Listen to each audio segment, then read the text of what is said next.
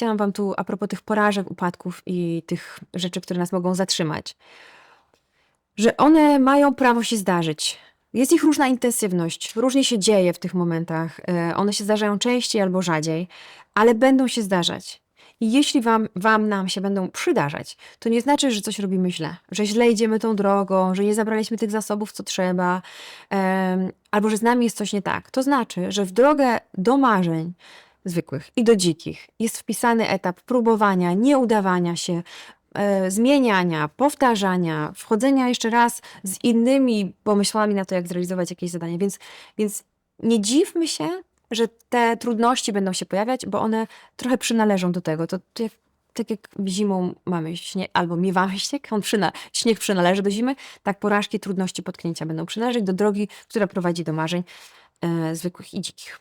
On My Way, platforma rozwojowa. Zapraszam, Joanna Chmura.